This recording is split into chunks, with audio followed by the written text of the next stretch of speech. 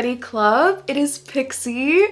I am so excited to be filming this video because I'm celebrating this to the full extent. It is my 10-year YouTube anniversary. What's going on? I can't believe I've been doing this for 10 full years. So I really wanted to celebrate because this is a really big deal to me. This is a big like career milestone and I'm just so grateful, eternally grateful that I get to do this every day. This is my dream job alongside being a fashion designer, and it's just such a blessing that these two things can mesh and meld so well together, let alone how flexible and adaptable and honestly like ideal this job is for a person like me who has multiple chronic conditions, like mental health issues that make it hard to just keep up with daily life the way that maybe a neurotypical person could. So I just want to say thank you so much. If you have ever watched a video, liked a video, subscribed, like left a comment, anything, any love that you've shown me over these years means so much to me.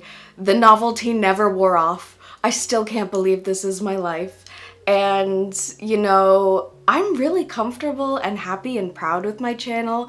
I think it's like the perfect size for my brain and my lifestyle, and it allows me to, you know, support myself while still not, you know, dealing with the stressors that would come with having a larger audience. Basically, I'm saying I love my sweet little channel, and I appreciate all you guys that have tuned in over the years, especially those who have been tuning in for like the whole time. I know there's a lot of you out there because I get comments about it all the time. So this video is a big love fest to you, and I had a fun idea, okay? I didn't want to just sit here and blab and say thank you, oh, whoa, you have no idea how much I love you, because you know that already. I have concocted an activity for us to partake in. So this started because I thought it would be cool to make like a mosaic of every, I'm just gonna put it on the screen, make a mosaic of every video I've ever uploaded, like every thumbnail. So I did this, and this took more time than I thought it would, but I love being able to see it at a glance. This is almost 500 videos. What? That's a lot. And as I was putting together this like digital collage or whatever, of course I was like looking at every single thumbnail for every video I've ever made, and it was trippy. It was like, oh my god, this is like my whole life. Age 16 to 26? Hey, that's you do a lot of growing and changing and learning about life in the world between 16 and 26, and I've done it all on YouTube, so oh my god. Whether that was a good thing or a bad thing for my psyche, now we get to play a little game with it. So I have attempted to sort my entire YouTube career into eras. There are 9 distinct eras. It's not exactly one per year. I really thought about this. The amount of like homework that I ended up doing for this video, it turned into a whole school project, okay? But there's eras, there's categories, there's notes, and I also made a custom little tier list thing because I can't put ugly things in my videos. The branding has to match. So yeah, I just thought it would be silly and goofy and fun to rank my eras of my YouTube career. I had a lot of fun looking back and seeing all the old thumbnails and seeing all the old videos and like, oh my god, I was doing Black Friday hauls. What's going on? And I know some people rewatch these in like the modern day, so maybe this will be fun for you to see me as current day Pixie reacting to ye olden Pixie. So let's get ranking. I will introduce and explain the categories as I rank them. So we'll go in chronological order from the birth of the channel to now. Oh, okay, before I fully jump into this, I should say that I want to have a super fun live stream also to celebrate, and we're planning some fun things. Pixie Locks trivia, interactive trivia with the chat, and a fun extra specialness. And I think we figured out a way that more people can participate. Like, you don't have to be a member to participate in the trivia, so keep your peepers peeled. But that should be this Saturday, August 10th at 12 o'clock noon Atlantic Standard Time, or Daylight Time, Atlantic Time, Halifax time. I'm not gonna lie, I genuinely got a headache when I was trying to like decide which era started where and where it ended, and like trying to think back and remember like what was going on in my life. This is definitely something I could not have done a couple years ago when I was like struggling to look in the mirror, etc. We'll get there. We'll get to that era. But yeah, basically I'm glad that I'm able to like look back at all these different past chapters of my life and just be like, I'm just gonna do this on Procreate on me little tablet. Is that crazy of me? And I also have my notes, oh my gosh. The literal homework. So the first era from the very beginning of the channel is, of course, the Lolita era. This was the birth of the channel, August 7th, 2014.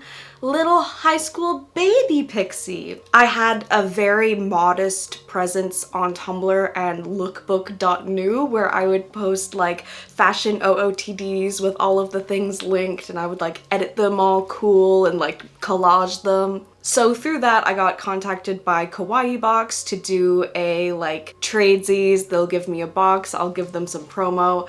And that was the first video that I ever put on my channel. I'm very young here. I'm very shy. I'm 16 years old. I'm nervous and I'm shy and I'm a little bit awkward, but if you go back, you can definitely tell like that's, you know, that's still me. My aesthetic at this time was very strict pink and neutrals only. I had like ivory Baroque frames, and I had like I had like a random like a marble column because my mom was a photographer, so it was one of her props. So there was just like a marble column in my room. It wasn't real marble, but you know what I mean. This was my pink Lolita only era. Oh my god, I haven't thought about ranking these yet. I've been thinking so much about like what even the eras are that I haven't really thought about where I'm gonna put these. This was a surprisingly short amount of time also. This was only from... Hi, Mama Bear. You want up? Hi, puppy. Puppy wants uppy. Oh, you can totally see her. Hi, puppy. I was really shocked when I looked back and saw that my Lolita era was really short, especially compared to the life of the rest of my channel. It's like this tiny little sliver up top.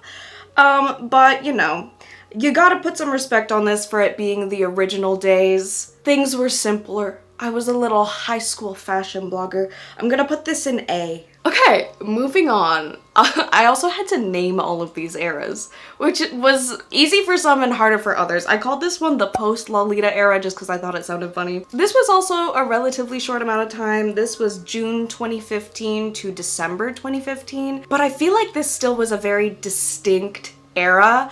This is when I was kind of wandering from like J-fashion to J-fashion, trying to like find my J-fashion mama. This is when I still thought I had to like be all or nothing one thing. So I was like Larmke, and then I was like Hime Gyaru, and then weirdly after this I just go full like alternative mall girl. It's weird. In this era, I post my first lookbook, which I think is really cool. This was very like summery sweet. Again, it's only half a year, so I guess it's winter near the end, but I posted a lot of like outdoor, sunshiny, super pastel rainbow hair, so kind of similar to my aesthetic now, but yeah, I don't know. This was a cute little blip in time, and I was still in high school at this point as well.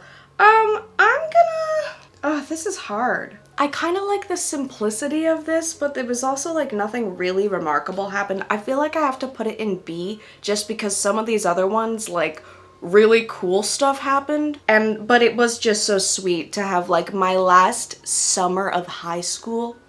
I mean, I was working at the time, but those last summers. Yum, yum, yum. Oh, whatever. I'm gonna put this one in A2. Okay, this is where we take a, not like a sharp left turn, but I believe this is where I have my first intro change.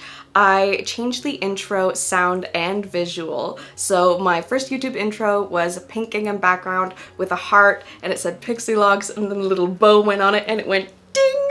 And then I created this like sparkly, cool toned, there was like flake glitter and gems and iridescent. It was very like kind of like, I don't know what to describe this as, because it's like almost cyber future but not, and it's like almost 90s nostalgia but not. So I called this one Holographic Mall Hauls. Imagine a Forever 21 in 2016. I am like that aisle before the cash with all the trinkets. I'm like the holographic, like little clutch purse. I'm not just trying to be random. Like, that is what I think of. I think of being in an H&M. I think of being in a Sephora. Like, I was at the mall. I was purchasing and filming hauls with reckless abandon. This is my like fast fashion hyper consumption era beginning. Like, filming hauls with reckless abandon. I really loved American Apparel at this time. I also wore just a lot of like Forever 21 and H&M. It was weird how I like totally pivoted from J-fashion to this like still alternative but in a very like trendy way. I don't know. This was my Urban Outfitters moment. I got hair extensions and my hair was like a teal blue fading to purple with purple in the bangs. And I changed all my thumbnails and branding to be like blue and purple. It was a cool toned, sparkly, encapsulated moment in time. Capitalism won with me. Capitalism won in this era. So this one definitely has to go a little bit lower because, you know, that's not cool. I'm very much, you know, not for the reckless consumerism. Like, I celebrated when Forever 21 closed. Like, I would never do a Jeffree Star lipstick review. I would never do a Doll's Kill lookbook haul. What is going on? Nah. I'm gonna put this one, am I a freak if I put this one in E? I don't want to kick her ass, but I kind of do. I just have nothing but negative things to say. I'll tell myself that I can move it up later if this feels wrong, but I have nothing good to say about her, actually. So the next era I have titled Rainbow Party Explosion. This was the beginning of a rainbow phase. I'm pretty sure I say that in a video, which is where I'm hauling a mug from Urban Outfitters. I just said Urban Outfitters as a joke. I said I'm going through a rainbow phase. The rainbow phase never ended. It just became the literal way of life. And this was also the birth of Party K, or birthday core. If you were there for that, you know what that's about. And sort of in between the last era and this era starting is right when I graduated high school. So this begins my gap year number 1. I took 2 gap years to try and mentally and physically and emotionally and prepare myself to live alone and also do fashion school. These 2 gap years were some of the most like slay eras of my life. Like, I was flying. I was slaying. I was young and I was soaring and I didn't understand anything, but it was crazy. It was crazy. The first Japan vlog is in this era. That's so exciting. I know a lot of people like to rewatch those. This was just like a really fun time in my life. I had just graduated high school. I was just getting to pour all of my time into this work that I loved that included like such fun things like going to Japan and like literally fashion. Like, I just, you know, I still am totally loving life and living my dream job. Like, oh my god. but there was definitely an extra like freshness because I was like, I'm not going to college, so I gotta treat this like it's my full-time job because it is. Actually, in the next one, the next era is where I actually officially like quit my job to do YouTube full-time. I was like, if I'm not gonna go to college right now and I'm gonna spend a gap year or two working, I need to really like work. Like work. I wanted to like prove that I was grinding. I was not lazing around. I was not wasting time. I was churning out vlogs, okay? And is the vlog of me going to Starbucks and then going to the mall, and is that work?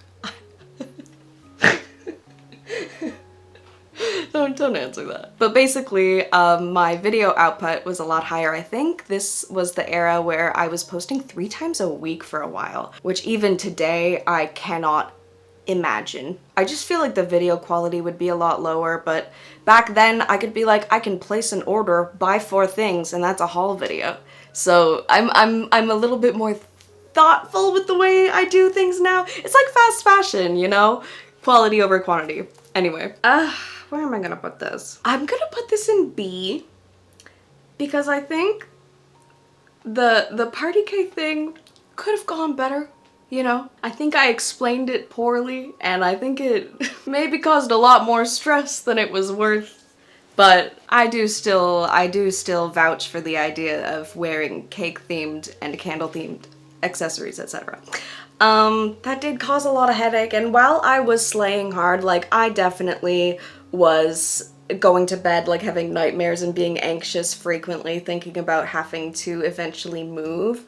I was really mortified to move out. I just felt, just the deepest fear from the pit of my stomach, this, like, actual primal animalistic urge to not leave the mother bird, like, whoo! So, I do think back to this time and think of like slaying very hard on YouTube, but also being deeply nervous and not really super knowing how to deal with the sudden increase. You know, I was never even averaging over 100K views, but to me, just, you know, comparatively, when things go up, even if it's just a 50K, that's like, ah! So I'm gonna put this one in B. I think that's fair. I think it had its ups, it had its downs. I went to Japan, that was sick, but there was still like a deep nervousness that needed to be attended to. Era number 5. I called this one Quit Your Day Job. This is when I quit my jobs, finally. I was working at a local candy store and a Claire's Accessories and doing my YouTube channel. So I ended up quitting the jobs just because my YouTube channel was going really well, and I was like, oh my god, this makes sense, and that's crazy. So yeah, anyway, this era is gap year 2. This time period also includes the New York trip, which had my first and still only fan meetup event thingy. This was hosted by the Kawaii Society in NYC. This was still one of the most amazing experiences I've ever had. This still is like top highlights of my life for me. Bianca has been killing it with Miss Candyholic ever since. Oh my god. And yeah, I'll never forget that day. That was one of the coolest things I ever got to do. I received so many things at that meetup that like surround me every day in my home, and just, yeah. That day had a really big impact on my life. Oh my god, I've been talking about it for so long. Yes, New York meetup happened in this era. I also became Kawaii leader. That's also a huge deal that I'm still really proud of. Kawaii International is no longer a show. Isn't that sad? It's freaky checking in like years later and like seeing where things are at. Miss Candyholic, slaying. Candy store I used to work at, closed. Kawaii International ran its course. The pandemic did beat a lot of people's asses. I also started my Patreon in this era, and I also received Miss Jennifer, the giant Peep plush that lives on our couch. I received this in my P.O. box, and this thing is over $100, and they don't make them anymore, and she ever since has been like the light of my life. Just the prized item in my home. She's just the centerpiece of the whole house. She's everything, and her name is Jennifer, and I love her. So, birth of Jennifer, Kawaii leader, had a meetup, met Sebastian Masada for the first time at that meetup. I would then go on to meet him 2 more times and like work with them. So cool. So yeah, this should be S. This should be S. This era, I often think back to 2017 as like the ultimate like, I'm so sorry if you can hear construction noises. They are like paving the goddamn road over there and it is vibrating the whole house. The next era is when I moved. Pixie flies the coop. And I also started fashion school. This is also where Stevie and I met and got together. My second Japan trip is also in this era, which is the one where I went to go film my episode for Kawaii International. So we've got house decorating content, we've got Japan travel content, we've got fashion school vlog content. This is also when I officially quit fast fashion. I kind of slowly trickled it down over like 2018, and then in 2019 when I was about to start fashion school, I was like, okay, it's time to cut the cord. I also got diagnosed with BPD and came out about that. So lots of things happening in this era, big ups, big downs. This is August 2018 till December 2019. 2019 was one of the worst years of my life.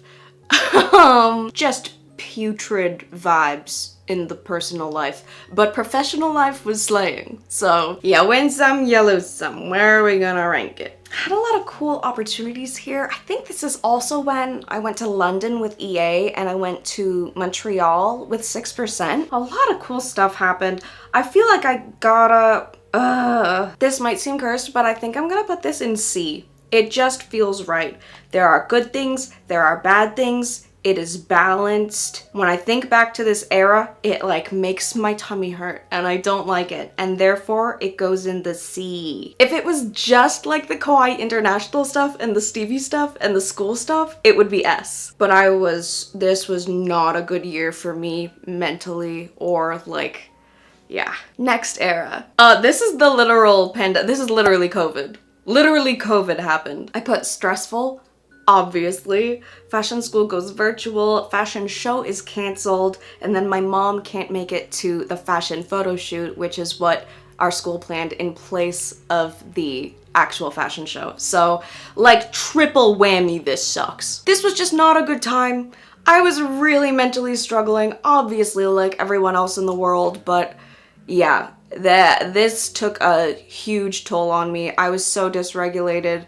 I felt like the world was ending and I just was panicked and sick and freaking out all the time. It felt like the actual apocalypse, and yeah. I do also graduate in this chunk of time, but again, it's during like major quarantine lockdown, so it's in our classroom with the lights off, watching a projector screen with like 10 to 12 people in the room.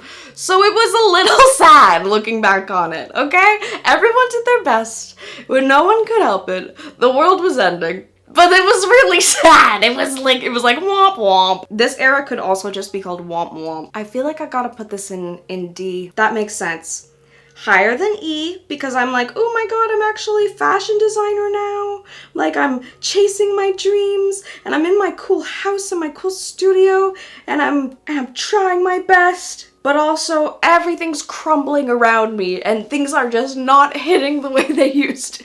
I'm surprised that the only 2 in A are like the ye olden ancient pixie locks. Okay, 2 more categories. The next time period I have lovingly titled, Girl, Are You Okay?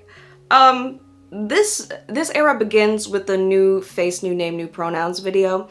This is when it was getting harder to hide the fact that I was mentally struggling. My notes say, mental illness gets its moment to shine, baby. I was too uncomfortable to like look at myself properly in the mirror or even in the viewfinder, so I created this like really drastic drag, like clowny makeup mask to kind of hide behind. And I've talked all about this in another video at length, but yeah, I definitely used drag and makeup, and I kind of tried to make myself into like, it was like a shield.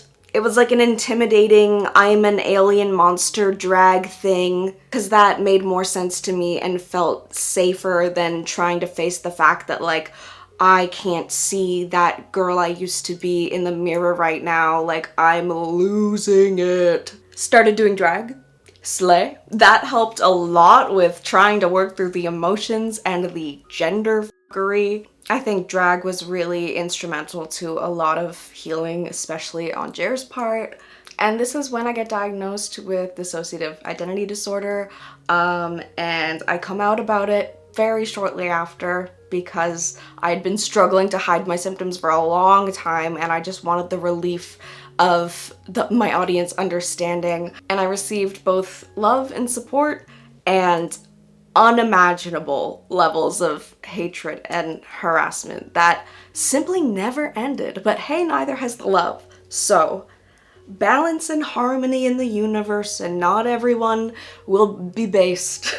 When you're running a fashion blog based on like rainbow, happy, super fluffy aesthetics, and then you're suddenly talking about like a very serious trauma disorder, maybe not everyone's gonna make the leap. Okay, I don't know why I thought everyone would understand. I thought that it made way more sense than what had been going on prior. But yeah, anyway. Do I wish I handled this differently? I wish I could go back and tweak some things. I would go back and edit some decisions. I would put a loving hand on the shoulder of previous me and be like, this is a hard pill to swallow. This is a hard thing to learn. And you're doing it in the public eye, and at this point I was really struggling to upload. I was super dysfunctional for a while.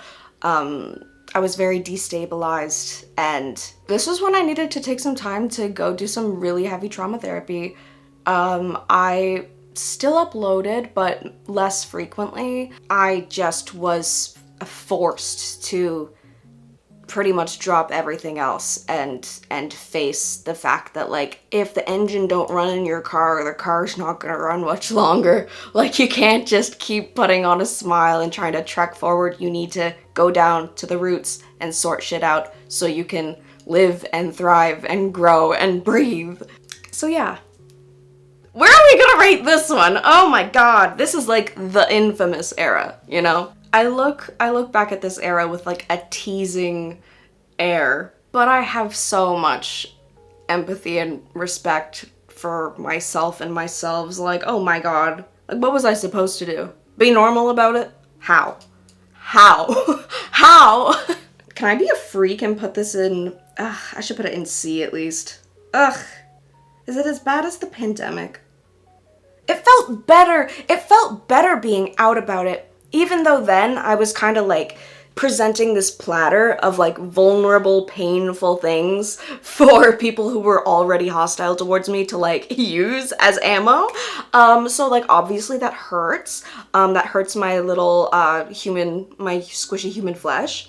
This looks crazy, but I mean, it wouldn't be fun if all of them were in the top, you know? Okay, that might be a controversial opinion. And hey, don't tell me what you would have done.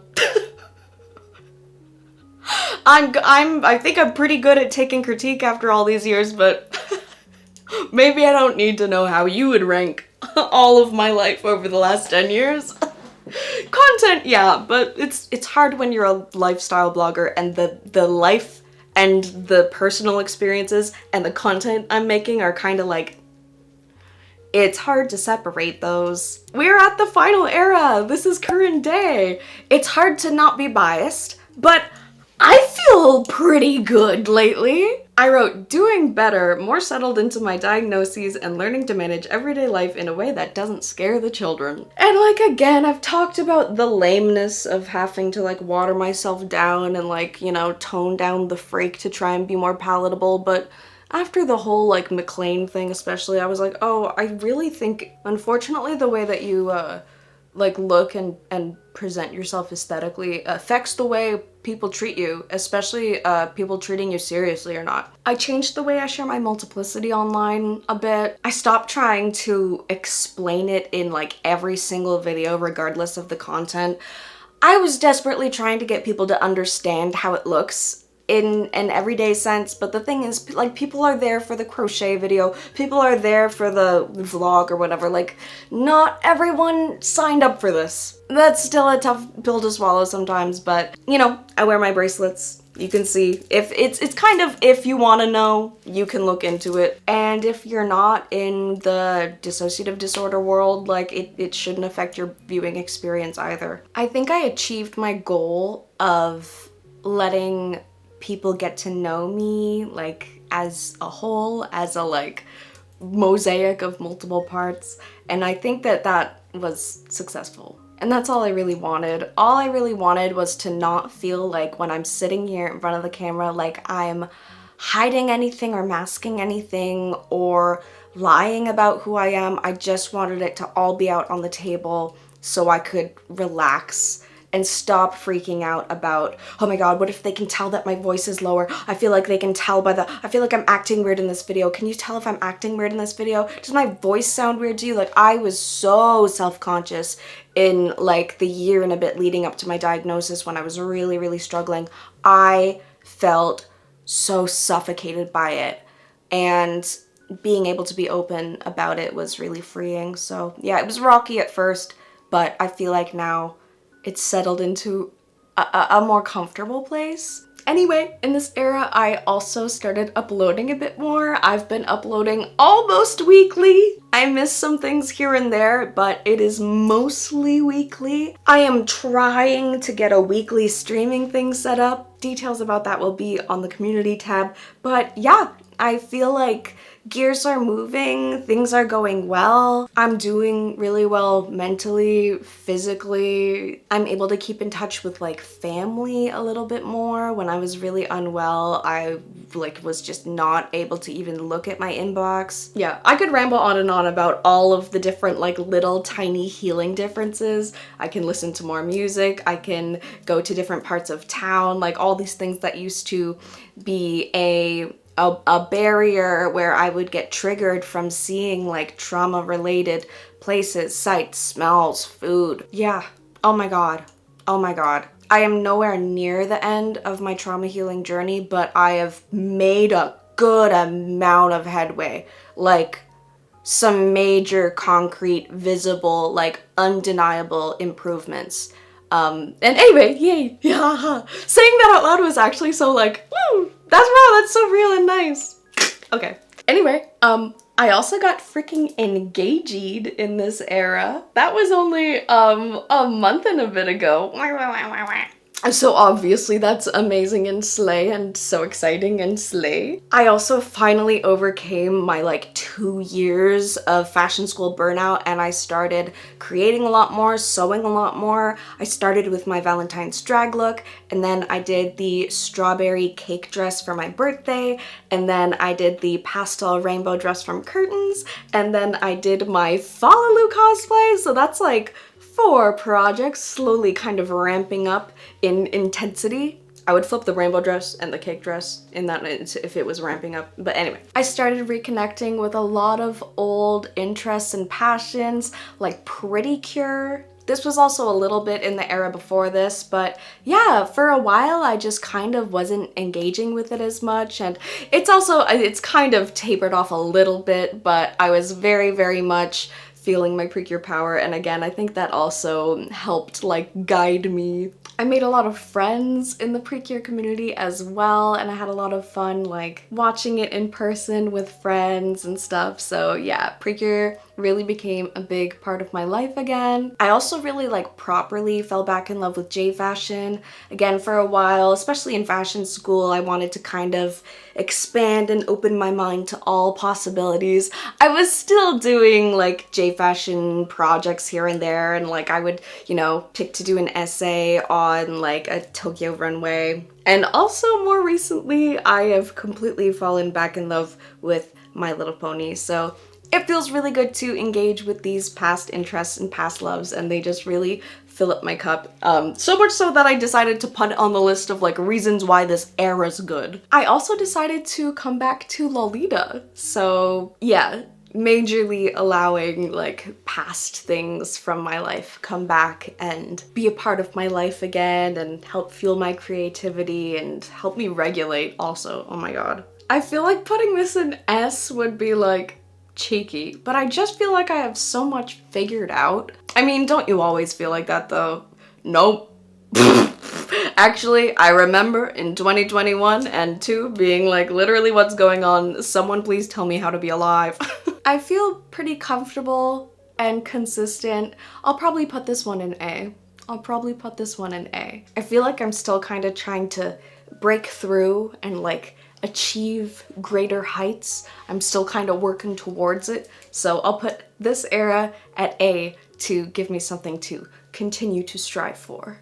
Okay, and this is our final ranking for all of the eras. This is pretty fair. This is pretty fair, I think. Wow, okay, there's one in every category. We have the full spectrum of flop to slay. This was really, really fun. I hope you guys like this video idea. It's something new. I've never done a tier list before, but I have thought of like a million things that would be fun. And I thought this was a really cute way to kind of celebrate 10 years. So, oh my god, again, thank you for 10 years.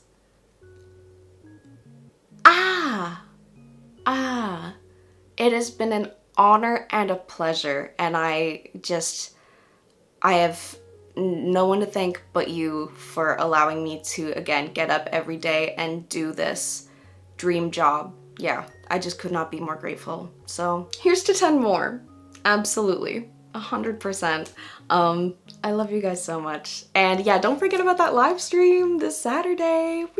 Pixie Logs trivia. Oh, slay, slay, slay. Okay, we love you guys so much. We will see you in the next one, which is not this one, because this one's over. That looked like I was gonna kill you. Bye-bye.